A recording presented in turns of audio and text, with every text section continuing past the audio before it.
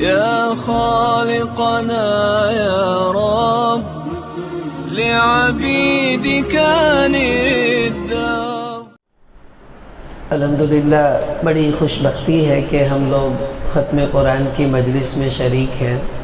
رمضان کا مبارک مہینہ وہ بھی برکتوں کا ذریعہ ہے، ختم قرآن وہ اس سے بھی زیادہ برکتوں کا ذریعہ ہے، اور اتنے مسلمانوں کا ایک دم جب اللہ کے سامنے ہاتھ اٹھنا ہوگا وہ خود اللہ کی رحمت کو متوجہ کرنے کا ذریعہ بھی بنے گا انشاءاللہ.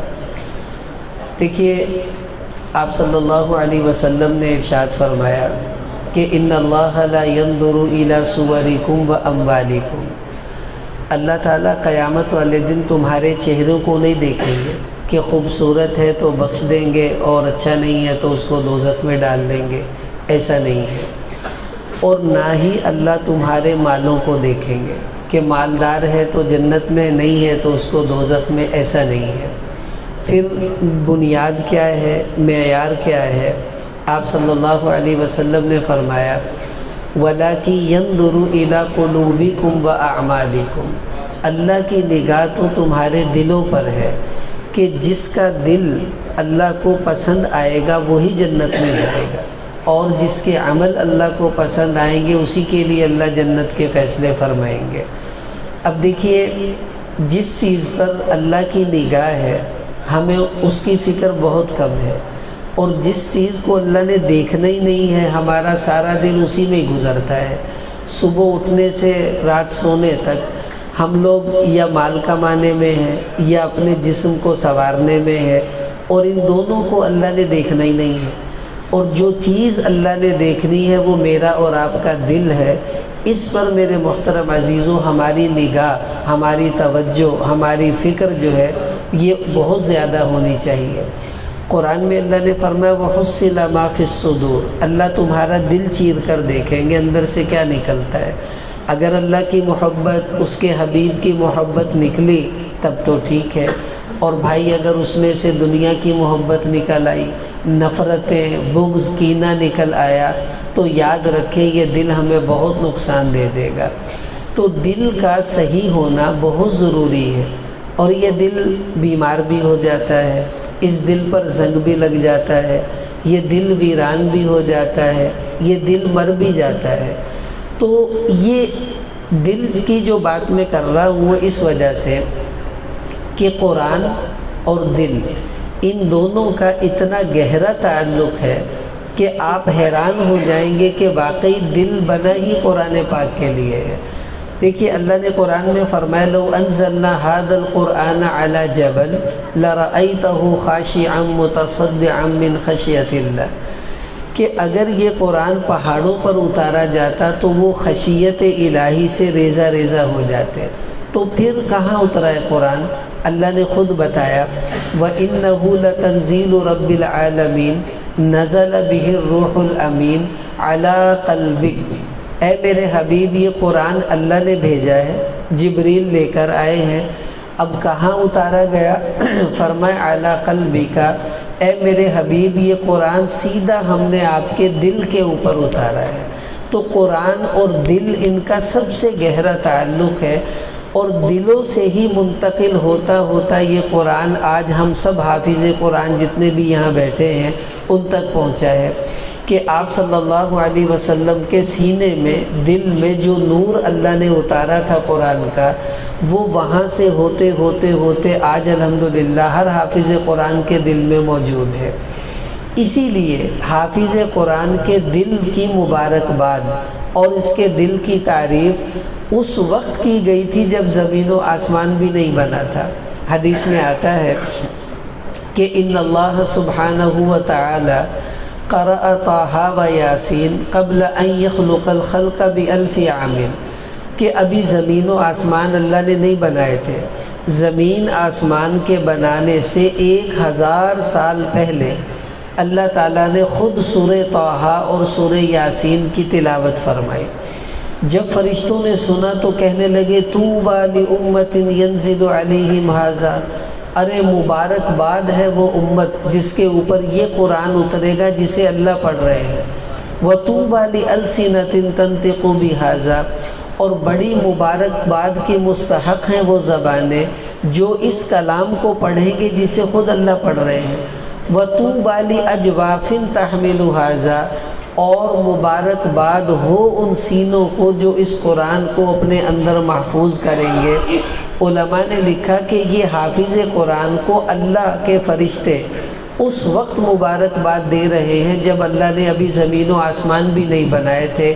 اتنے بابرکت ہیں وہ دل جن میں اللہ کا قرآن محفوظ ہو جاتا ہے۔ اب دیکھیے، دل کا قرآن پاک سے اتنا گہرا تعلق ہے کہ یہ دل اگر قرآن اس میں نہیں ہے تو اللہ کے نبی نے فرمایا وہ دل ویران ہے۔ اب دیکھو نا، کوئی گھر ہے اور اس میں کوئی رہتا ہی نہیں ہے تو لوگ کہتے ہیں بھائی یہ ویران گھر ہے، یہ تو کوئی کرائے پہ بھی نہیں لے گا، پتہ نہیں اس میں جنات ہی نہ آ جائیں۔ آپ صلی اللہ علیہ وسلم نے فرمایا کہ ان الذی لیس فی قلب جوفہ شیء من القرآن، کہ وہ دل جس کے اندر قرآن پاک کا کوئی تھوڑا سا حصہ بھی محفوظ نہیں، اسے کچھ قرآن یاد ہی نہیں ہے، آپ صلی اللہ علیہ وسلم نے فرمایا کالبیت الخرب، اس دل کی مثال ویران گھر کی طرح سے ہے کہ جس طرح کوئی ویران گھر ہو اس میں کوئی نہیں رہتا، ایسے ہی یہ ویران دل ہے جس میں اللہ کا قرآن ہی نہیں بستا ہے، ایسے دل کو ہمارے نبی نے ویران دل فرمایا ہے۔ اب دیکھیے، میں اور آپ، ہم سب اپنے آپ سے پوچھیں ہمارا دل کتنا آباد ہے۔ سب سے زیادہ آباد دل حافظ قرآن کا ہوتا ہے، جس کے دل میں پورے کا پورا قرآن محفوظ ہوتا ہے، وہ سب سے آباد دل ہوتا ہے۔ پھر اس کے بعد وہ جس کو اس سے کم یاد ہو، پھر وہ جس کو اس سے کم یاد ہو۔ اسی لیے ہمارے نبی علیہ الصلاۃ والسلام نے ایک بڑی پیاری اپنی امت کے لیے خواہش کا اظہار کیا۔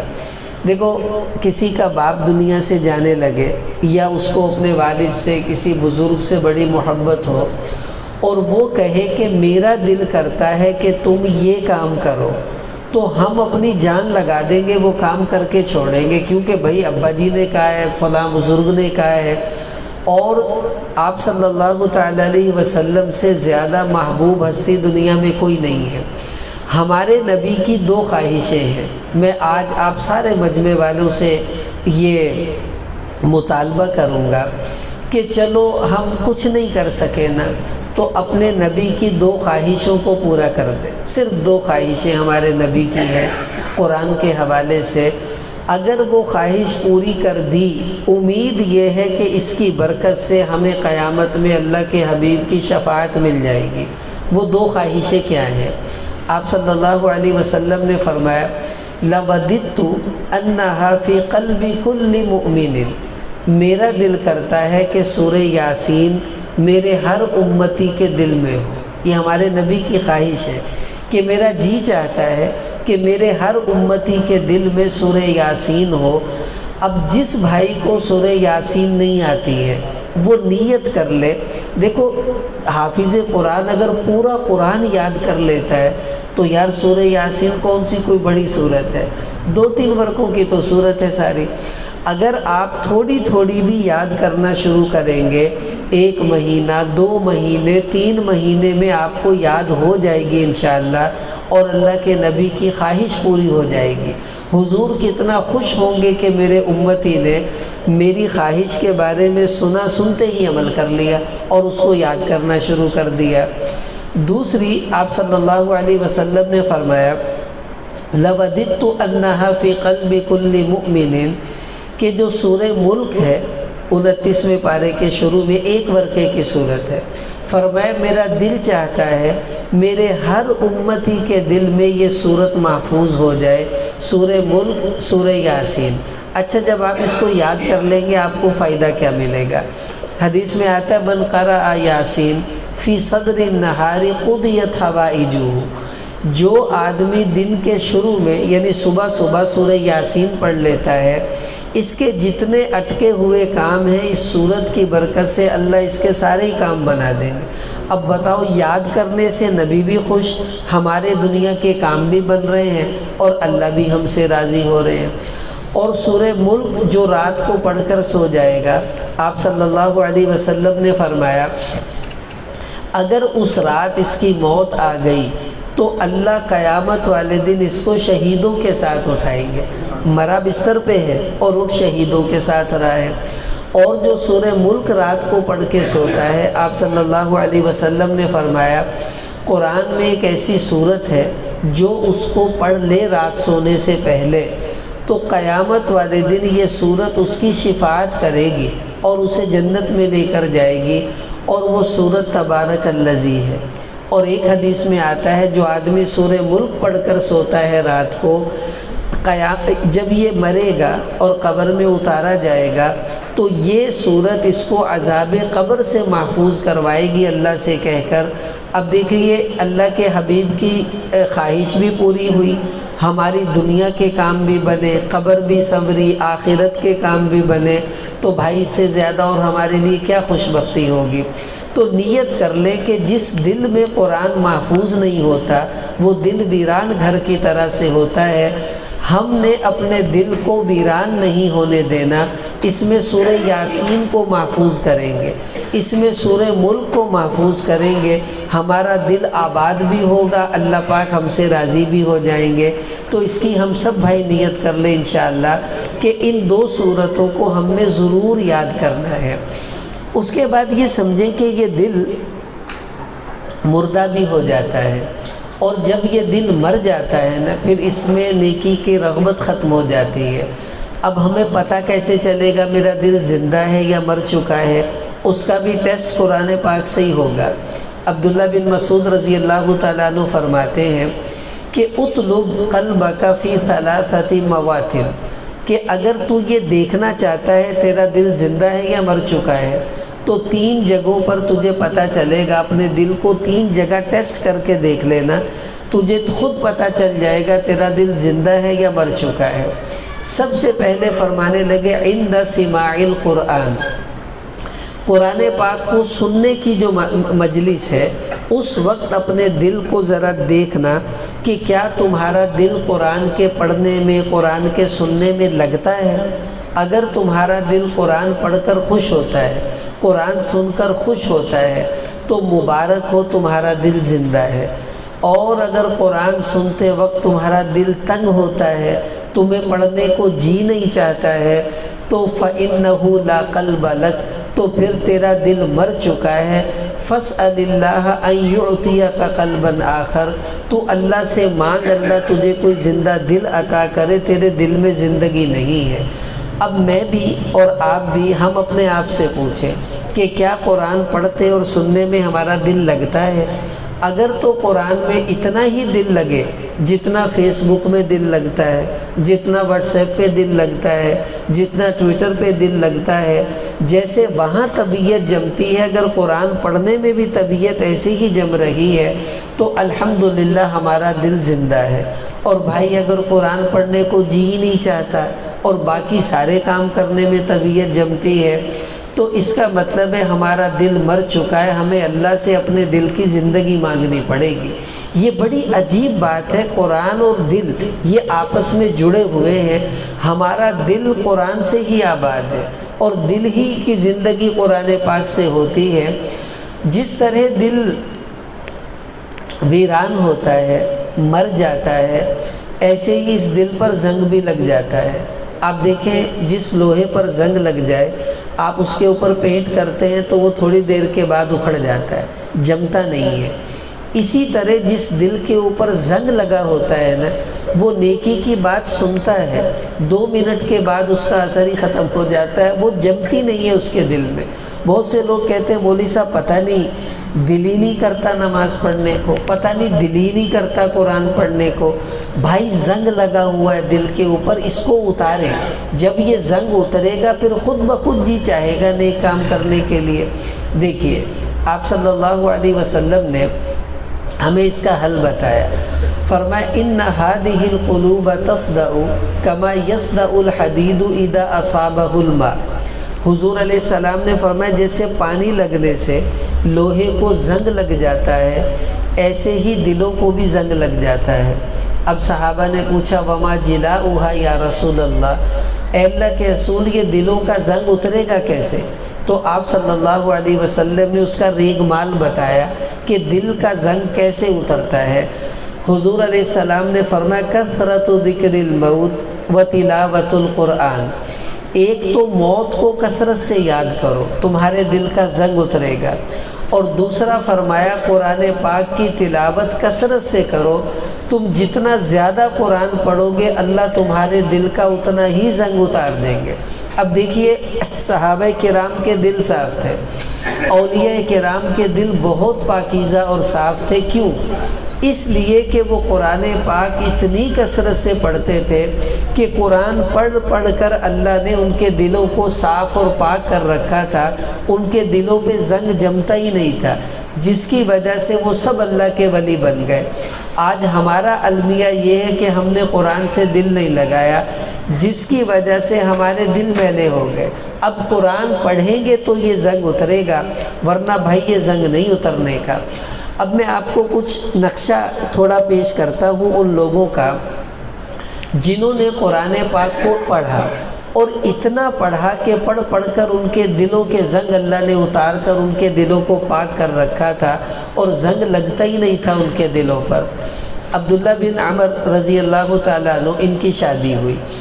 اب جس نوجوان کی شادی ہو اور پہلی رات وہ اپنے دلہن کے پاس جائے تو کیا جذبات اس کے ہوتے ہیں یہ ہر شادی شدہ آدمی سمجھ سکتا ہے۔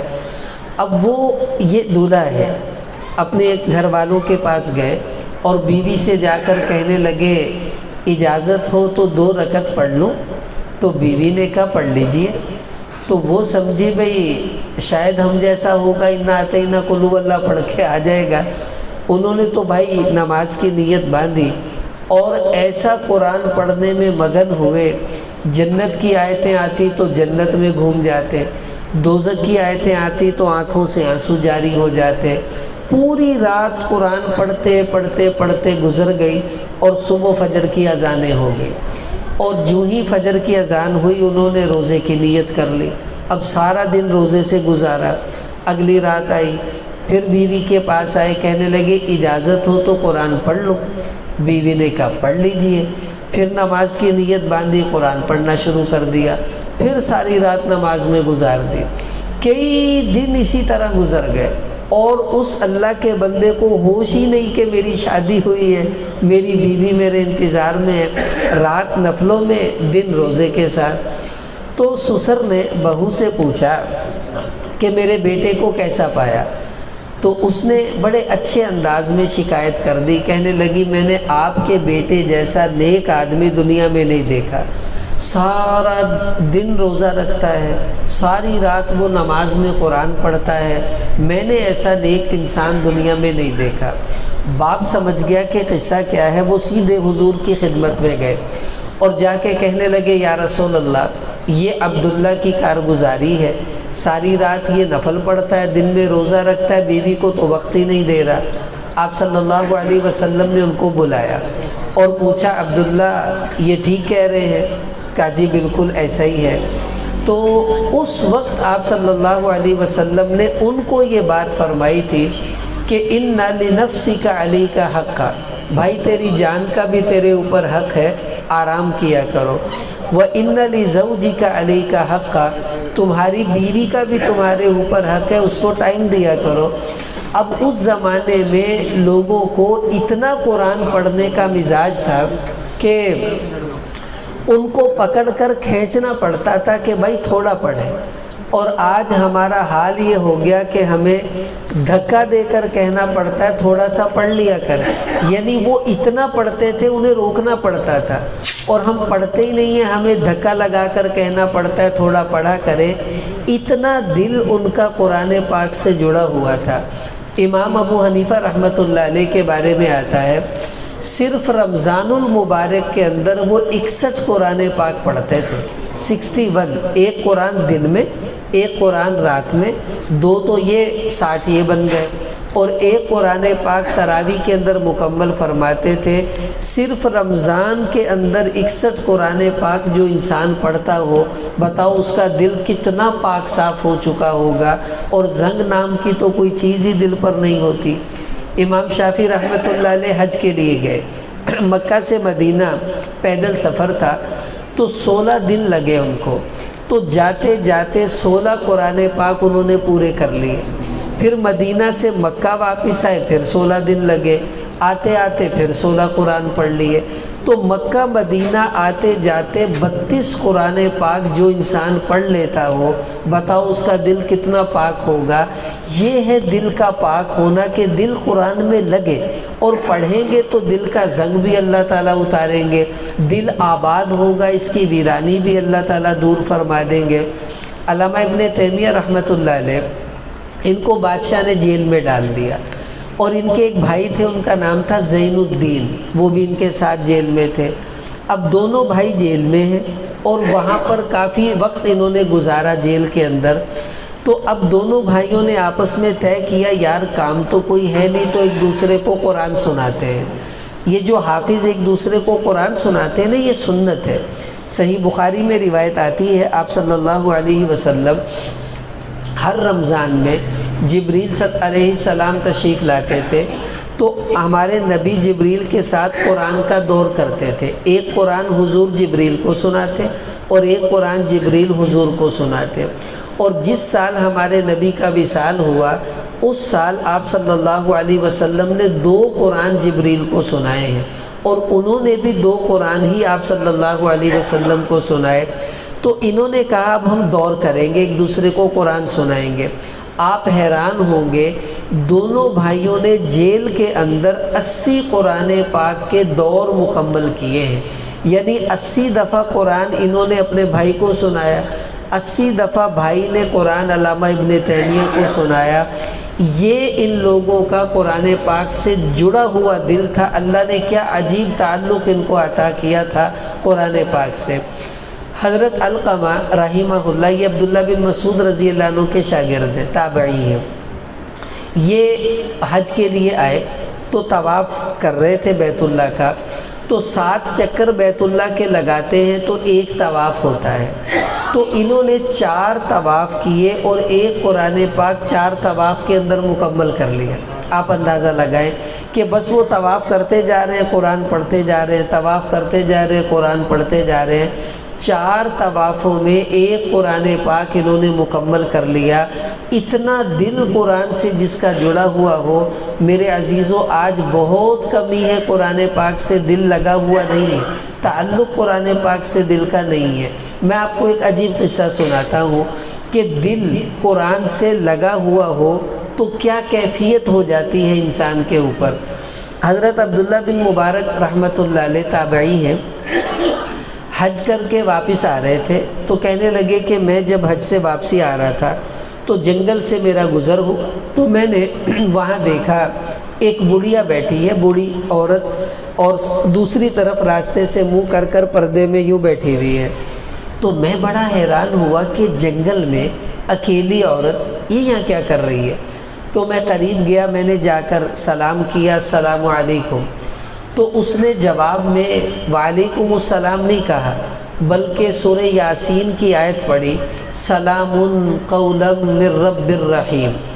تو میں بڑا حیران ہوا، میں نے کہا چلو شاید اس کا یہی سٹائل ہو۔ تو میں نے قریب ہو کر پوچھا، اماں جان کیسے بیٹھی ہیں؟ تو اس نے 9ویں سپارے کی آیت پڑھی، من یضلل اللہ فلا ہادی لہ، کہ جسے اللہ راستہ بھلا دے اسے کوئی راستہ نہیں دکھا سکتا۔ یہ اس آیت کا ترجمہ ہے۔ تو میں سمجھ گیا کہ اماں جی راستہ بھول گئی ہے۔ میں نے پوچھا اماں جی جانا کہاں ہے؟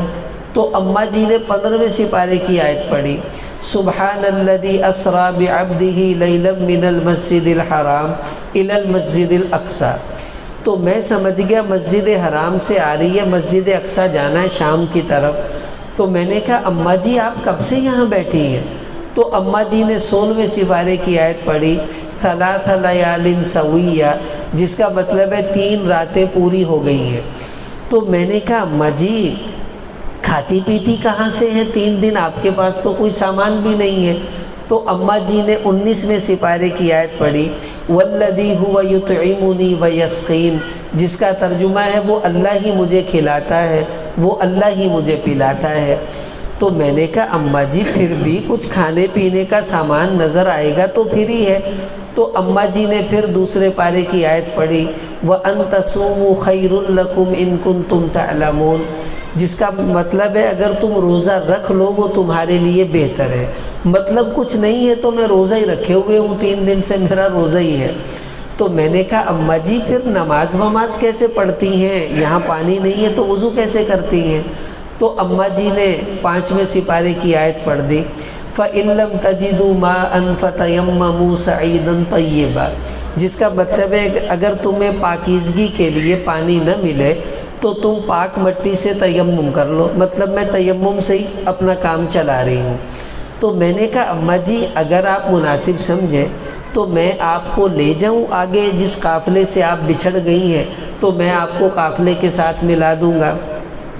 تو اماں جی نے جب یہ سنا تو کہنے لگی وَمَا تَفْعَلُوا مِنْ خَيْرٍ يَعْلَمْهُ اللَّهُ، دوسرے پارے کی آیت پڑھی کہ تم جو بھی نیکی کا کام کرتے ہو تمہارے اللہ کو اس کا علم ہے، مطلب اللہ نے تیرے دل میں ڈالا ہے تو ٹھیک ہے مجھے لے جاؤ۔ تو میں نے اپنا اونٹ لا کر وہاں پر کھڑا کر دیا، بھئی اماں جی اونٹ پر سوار ہو جائیں تو میں آگے لیے چلوں گا۔ تو کہنے لگے اماں جی اونٹ کے قریب آنے لگی تو میں یوں دیکھ رہا تھا تو اماں جی نے فوراً 18ویں سپارے کی آیت پڑھی قُل لِّلْمُؤْمِنِينَ يَغُضُّوا مِنْ أَبْصَارِهِمْ، جس کا مطلب ہے اے نبی ایمان والوں سے کہہ دو اپنی نظروں کو نیچا کر لیں۔ تو میں نے فوراً نظر جھکا لی بھی، اماں جی کو برا لگا۔ تو اماں جی جو ہی اونٹ پر بیٹھنے لگی اونٹ بدک گیا اور وہ نیچے گر گئی۔ تو میں قریب آیا، میں نے کہا اماں جی معاف کر دیں آپ کو تکلیف آئی۔ تو اماں جی نے 25ویں پارے کی آیت پڑھ دی وَمَا أَصَابَكُم مِّن مُّصِيبَةٍ فَبِمَا كَسَبَتْ أَيْدِيكُمْ، جس کا مطلب ہے تمہیں جو بھی مصیبت آتی ہے وہ تمہارے گناہوں کی وجہ سے ہی آتی ہے کہ پت تیرا کوئی قصور نہیں، میری کیتی کوئی اگے آئی ہے، خیر ہے کوئی بات نہیں۔ تو میں نے کہا اماں جی آپ ایسا کریں میں اونٹ کو بٹھا کر باندھ دیتا ہوں، اب یہ نہیں بتکے گا۔ تو اماں جی نے جب یہ سنا تو 17ویں سپارے کی آیت پڑھی فَفَهَمْنَاهَا سُلَيْمَانَ، جس کا مطلب ہے اللہ فرماتے ہیں ہم نے ہی سلیمان علیہ السلام کو سمجھ بوجھ عطا کی، مطلب اللہ ہی نے تیرے دل میں ڈالا تو ایڈا سمجھدار ہوندا تا پہلے ہی باندھ دینا، میں نے دیکھنا نہ پہندا۔ تو پھر انہوں نے اونٹنی باندھی تو یہ اماں جی سوار ہوئی۔ تو سوار ہوتے ہی اماں جی نے 25ویں پارے کی آیت پڑھی سبحان الذی سخر لنا ھذا وما كنا له مقرنین وانا الی ربنا لمنقلبون، جس کا خلاصہ یہ ہے کہ اس سواری کو ہم اپنے قابو میں نہیں کر سکتے تھے، اللہ ہی نے اس کو ہمارے قابو میں دے دیا ہے۔ جب ہم چلنے لگے تو میں تیز تیز سواری کو دوڑا رہا تھا، تو اماں جی نے فوراً جب یہ میری حالت دیکھی تو 21ویں سپارے کی آیت پڑھی وَقْصِدْ فِي مَشْيِكَ، کہ اپنے چلنے میں اعتدال سے کام لو، تیز مت چلو، درمیانی رفتار سے چلو۔ تو میں آہستہ آہستہ چلنے لگا۔ تو کہنے لگے میں نے سوچا اب میں بور ہو رہا ہوں، تو بوریت سے بچنے کے لیے عرب جو تھے وہ ہدی پڑھتے تھے، اشعار، جس سے اونٹ مست ہو جاتا تھا اور وہ چلتا تھا اپنے رفتار میں۔ تو کہنے لگے میں نے اونچی اونچی آواز میں ہدی پڑھنا شروع کر دی۔ تو اماں جی نے فوراً 29ویں پارے کی آیت پڑھی فَقْرَؤُوا مَا تَيَسَّرَ مِنَ الْقُرْآنِ، کہ جو قرآن آسانی سے پڑھ سکتے ہو وہ پڑھو، مطلب شعر نہ پڑھو، قرآن پڑھو، تم کیوں وقت ضائع کر رہے ہو؟ کب میں نے قرآن پڑھنا شروع کر دیا اور اونچی اونچی آواز میں پڑھنا شروع کر دیا۔ تو اماں جی نے پھر 21ویں پارے کی آیت پڑھی وَغْضُضْ مِنْ صَوْتِكَ، جس کا مطلب ہے اپنی آواز کو پست رکھو، اونچا مت بولو۔ تو میں پھر آہستہ آہستہ قرآن پڑھنے لگ گیا۔ تو کہنے لگے میں نے چلتے چلتے اماں جی سے پوچھا اماں جی آپ کے خاوند زندہ ہیں؟ تو اماں جی نے 7ویں سپارے کی آیت پڑھی کہ لا تسألوا عن اشیاء ان تبد لکم تسؤکم، اے ایمان والو ایسی باتوں کے بارے میں سوال نہ کرو اگر تمہیں بتائی جائیں تو تمہیں بری لگے۔ تو میں چپ کر گیا، میں کہ اب میں نہیں بولوں گا۔ چلتے چلتے سامنے کہتے قافلہ نظر آ گیا جس سے یہ اماں بچھڑ گئی تھی۔ تو میں نے کہا اماں جی وہ قافلہ تو سامنے ہے، اب یہ بتائیں اس قافلے میں آپ کا باپ ہے، بھائی ہے، خاوند ہے، بیٹا ہے، کسے تلاش کروں میں جا کر؟ تو میں نے کہا اب تو اماں بولے گی۔ تو اماں جی نے 15ویں سپارے کی آیت پڑھ دی، المال والبنون زینت الحیات الدنیا، کہ مال اور بیٹے یہ دنیاوی زندگی کا سامان ہے۔ تو میں سمجھ گیا اماں جی کے بیٹے ہوں گے قافلے میں۔ تو میں نے کہا اماں جی قافلہ تو بہت بڑا ہے، کوئی آگے کوئی پیچھے، کہاں تلاش کروں آپ کے بیٹوں کو؟ تو اماں جی نے 14ویں سپارے کی آیت پڑھی، وعلامات وبالنجم ہم یہتدون، کہ ستاروں سے وہ راستوں کو تلاش کرتے ہیں۔ تو میں سمجھ گیا کہ اماں جی کے بیٹے گائیڈ ہیں جو آگے ہوتے ہیں، ستاروں سے راستوں کو تلاش کرتے ہیں۔ تو میں نے کہا اماں جی ان کے نام تو بتا دیں، میں کون سا انہیں جانتا ہوں؟ تو میں نے کہا اب تو اماں بولے گی لازمی۔ تو اماں جی نے پھر آیتیں پڑھنا شروع کی 16ویں سپارے کی، یا زکریا انا نبشرک بغلام یا یحییٰ خذ الکتاب بقوۃ وما تلک بیمینک یا موسیٰ۔ تو میں سمجھ گیا زکریا، یحییٰ، موسیٰ یہ اماں جی کے بچوں کے نام ہیں۔ تو میں گیا، میں نے کہا بھئی زکریا، یحییٰ، موسیٰ ہے کوئی جن کی اماں پیچھے رہ گئی ہے تو وہ وصول کر لیں، میں لے آیا ہوں۔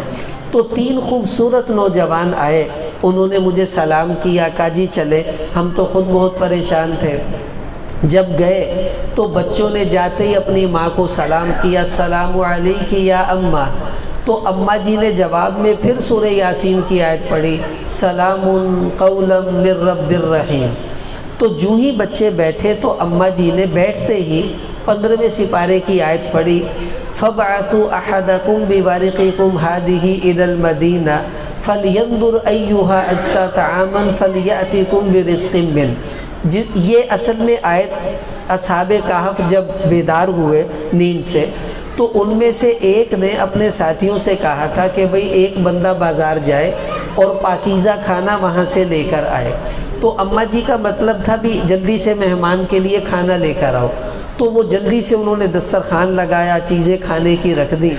تو عبداللہ بن مبارک رحمۃ اللہ علیہ کہتے میں بڑا پریشان، یار یہ کیا چیز ہے، قرآن قرآن قرآن۔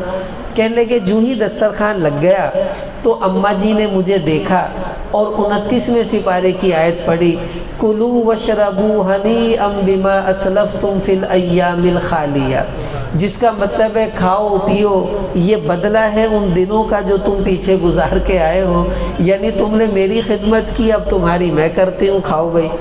عبداللہ بن مبارک رحمۃ اللہ علیہ کہنے لگے میں نے کہا نہیں کھاؤں گا جب تک مجھے پتہ نہ چل جائے یہ کیا بلا ہے۔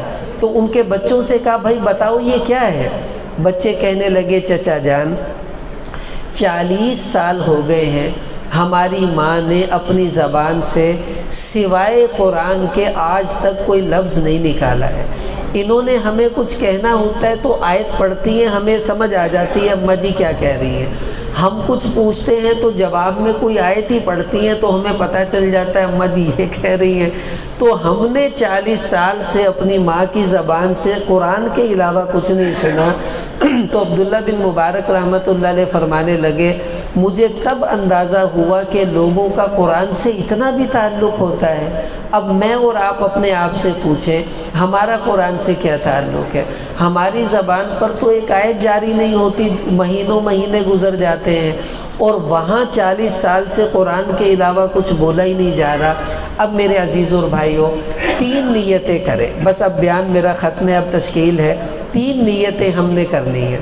سب سے پہلی نیت یہ کر لیں آج کے بعد قرآن پاک سے اپنا تعلق قائم کرنا ہے، اور وہ تعلق یہ ہے کہ روزانہ قرآن پاک کو تھوڑا سا پڑھنے کی عادت بنا لیں۔ دیکھیے اگر آپ مثلاً کہتے ہیں جی میرا وضو نہیں رہتا ہے، مجھے وقت نہیں ملتا ہے، موبائل میں قرآن ڈاؤن لوڈ کر لیں، بغیر وضو کے موبائل میں آپ قرآن پڑھ سکتے ہیں، اور اس کو انگلی لگا کر آگے پیچھے بھی کر سکتے ہیں، یہ جائز ہے۔ مسئلہ میں آپ کو بتا دیتا ہوں، آپ آفس میں ہیں، دکان پر ہیں، سفر میں ہیں، کہیں فارغ بیٹھے ہیں تو موبائل آن کریں، قرآن پاک پڑھنا شروع کر دیں۔ 1 ورقہ بھی روزانہ پڑھ لیں گے تو قرآن سے ہمارا کچھ تو تعلق قائم ہوگا۔ اللہ دیکھ کر خوش تو ہوں گے میرے بندے کتنے اچھے ہیں، میرے قرآن پاک کو پڑھنا شروع کر دیا انہوں نے۔ ایک تو یہ نیت کر لیں۔ دوسری نیت یہ کر لیں کہ وہ صورتیں جو آپ کو زبانی آتی ہیں، جو آپ نماز میں پڑھتے ہیں، چھوٹی چھوٹی صورتیں، ان صورتوں کو ترجمے سے یاد کریں تاکہ جب آپ نماز پڑھیں تو آپ کو پتہ چلے آپ اپنے اللہ سے کیا باتیں کر رہے ہیں، پھر آپ کو نماز میں مزہ آئے گا۔ اور وہ جو میں نے شروع میں بات کی ہے کہ 2 صورتیں، سورہ یاسین اور سورہ ملک، اس کو زبانی یاد ہم نے ضرور کرنا ہے انشاءاللہ، اپنے محبوب صلی اللہ علیہ وسلم کی خواہش کو پورا کرنا ہے، اور حضور کی خواہش پوری ہوئی، اللہ کے حبیب ہماری خواہش پوری کریں گے۔ اور ہماری سب سے بڑی خواہش کیا ہے کہ قیامت میں اللہ کے حبیب ہمارے سر پر ہاتھ رکھ کر اللہ سے کہہ دیں یا اللہ یہ میرا ہے، اسے معاف فرما دے۔ یہ خواہش حضور ہماری پوری کریں گے انشاءاللہ۔ تیسری نیت یہ کریں، اگر اللہ تعالیٰ نے آپ کو اولاد دی ہے تو آپ اپنی اولاد کو حافظ قرآن بنا دیں۔ دیکھیے ہمارے بھائی طاہر صاحب رحمۃ اللہ علیہ، اللہ ان کی قبر کو منور فرمائے، ان کا ایک بیٹا اس نے قرآن سنایا، دوسرے بیٹے اس نے قرآن سنایا، تیسرا بیٹا اس نے قرآن سنایا۔ آپ بتائیں 3 بچوں کے قرآن کا نور جب ان کی قبر میں پہنچا ہوگا تو ان کی قبر کتنی منور ہو گئی ہوگی، وہ کتنے خوش ہوں گے آج اللہ پاک سے کہ اللہ تیرا شکر ہے میں اچھی تجارت کرایا، اپنے بچوں کو قرآن کا حافظ بنا آیا، آج میرے سارے بچے قرآن پڑھنے پڑھانے میں لگے ہوئے ہیں۔ تو ایسی ہی تجارت آپ بھی کر لیں۔ دیکھو ہم 2 بھائی ہیں، میں بڑا ہوں، دوسرا مجھ سے چھوٹا ہے۔ ہمارے ابا جی نے ہم سے کوئی بڑے بڑے کام نہیں کروائے، وہ بیچارے مزدوری کر کے دنیا سے گئے، مجھے حافظ بنا دیا، چھوٹا بھائی بھی حافظ ہے، ہماری ایک ہمشیرہ بھی حافظ ہے۔ اب ہم تینوں نے قرآن پاک رمضان میں سنایا، ہمارے ابا جی قبر میں ہیں، تو یہ تینوں کے قرآن کا نور جب ان کو قبر میں پہنچ رہا ہوگا، بتاؤ ان کے مزے ہو رہے ہیں نہیں ہو رہے ہیں؟ اب میں جو بیان کر رہا ہوں اس کا ثواب مجھے مل رہا ہے نا، جو میں نے حدیثیں پڑھی، آیتیں پڑھی، تو وہ سارے کا سارا ثواب میرے سے ہو کر میرے ابا جی کو بھی قبر میں جا رہا ہے۔ تو میرے عزیزوں، موت پتہ نہیں کب آ جائے، آپ بھی ایسی تجارت کر جائیں کہ آپ جب قبر میں ہوں تو آپ کو بھی انوارات کے خزانے اللہ قبروں میں پہنچائیں، اپنے ایک بچے کو تو حافظ قرآن بنا کر دنیا سے چلے جائیں، پھر بے فکر ہو کر مریں، آپ کو اللہ ایسی راحت کی موت دیں گے کہ آپ سے زیادہ راحت کی موت کسی کو بھی نہیں ملے گی، کیونکہ تسلی ہوگی نا کہ اب میرے تو بھائی مزے ہو گئے، قبر میں مجھے سکون ملتا رہے گا۔ دیکھیے ایک حافظ قرآن قیامت میں 10 وہ لوگ خاندان کے جن پر دوزخ واجب ہو چکی ہے ان کو نکال کر اپنے ساتھ جنت میں لے جائے گا۔ حافظ قرآن کے والدین کو اللہ ایسا تاج دیں گے، ضوءہ احسن من ضوء الشمس، کہ اس کی روشنی سورج کی روشنی سے بھی زیادہ ہوگی۔ ایسا لباس اللہ پہنائیں گے لا تقوم لہا، کہ پوری دنیا کی دولت خرچ کر دیں گے تو اس کی قیمت ادا نہیں ہو سکتی۔ بھائی مزے ہی مزے ہیں حافظ قرآن کے والدین کے۔ تو اب میرے عزیزوں آپ بھی نیت کر لیں، ہمارے مولانا صہیب صاحب اللہ تعالیٰ ان کو بہت جزا دے، انہوں نے اپنا وقت قرآن پاک کے پڑھانے میں لگایا ہوا ہے، ماشاءاللہ حفظ کا درجہ چلا رہے ہیں، اللہ تعالیٰ نے مدرسے کی جگہ بھی عطا فرمائی، اس کی تعمیر بھی اللہ انشاءاللہ پوری فرما دیں گے۔ تو آپ سے درخواست یہ ہے کہ ہمیں ان پر اعتماد ہے کہ ماشاءاللہ یہ بڑے اچھے طریقے سے بچوں کی تربیت بھی کرتے ہیں، پڑھاتے بھی ہیں، میں نے امتحان بھی لیا ان کے درجے کا، ماشاءاللہ اچھی ترتیب سے بچوں کو چلاتے ہیں۔ اب آپ سے عرض ہے، آپ کا اپنا بچہ ہے بہت اچھی بات ہے، ورنہ بھتیجا، بھانجا، کوئی پوتا، کوئی نواسا، کوئی تو ہوگا جو 5ویں پاس ہو چکا ہے، اب وہ حفظ کے مناسب اس کی عمر ہے، تو آپ بس چپکے سے اس کا ہاتھ پکڑ کر ان کے ہاتھ میں دے دیں۔ اور حدیث میں آتا ہے الدال علی الخیر کفاعلہ، جو آدمی خود نیکی نہیں کر سکتا کسی دوسرے کو نیکی کا ذریعہ بن جائے گا، اللہ اس کو بھی کرنے والے کے برابر ہی ثواب دیں گے۔ حافظ تو بنے گا وہ، لیکن ثواب سارا آپ کو ہی اللہ تعالیٰ نے عطا کرنا ہے۔ اس لیے بھائی آپ سب نیت کر لیں، میں بھی نیت کرتا ہوں، انشاءاللہ اپنے بچوں کو حافظ قرآن بنائیں گے، عالم دین بنائیں گے، تاکہ وہ ہماری نجات کا ذریعہ بن سکیں۔ اللہ تعالیٰ آپ کا آنا قبول فرمائے، اور اس موقع پر جو دعائیں مانگے اللہ انہیں بھی قبول فرمائے۔ دانت کے مدرسے کا عید کے بعد اس کی کلاسیں شروع ہو کہاں؟ جائیں پہلے سال ادھر وہ جہاں پر آپ آئے تھے نا قریبی مدرسے کے جہاز گراؤنڈ میں ہی ہے. ہاں مولانا فرما رہے کہ جس طرح بچوں کے لیے ہماری ترتیب ہے ایسی خواتین ہمارے معاشرے کا ایک بڑا حصہ ہیں، مردوں سے زیادہ عورتیں ہیں، اور ساری تربیت بچے کی عورت نہیں کرنی ہوتی ہے، گھر میں ماں ہے، بہن ہے، جو بھی ہے. تو ان کے لیے پیچھے ایک گھر ہے، وہ آپ حضرات مولانا سے پوچھ لیجئے گا.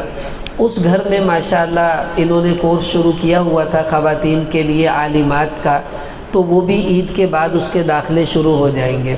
جو بچیاں اسکول کالج پڑھتی ہیں وہ بھی اس میں شریک ہو سکتی ہیں، اور جو پڑھ کے فارغ ہو چکی ہیں وہ بھی اس میں شریک ہو سکتی ہیں. اس میں 2 سالہ کورس بھی ہے، 6 سالہ کورس بھی ہے. وہ جو بھی مشورے سے ترتیب ان کی چل رہی ہے، آپ لوگ اپنی خواتین کو اس میں بھائی شریک کریں. انشاءاللہ جب وہ بچیاں دیندار بنیں گی، اگلے گھروں میں جائیں گی، وہاں بھی انشاءاللہ دینداری پھیلائیں گی اور اللہ پاک ان سے کام لے لیں گے. اس کی بھی ہم سب نیت کریں تو سب اہتمام کریں گے انشاءاللہ.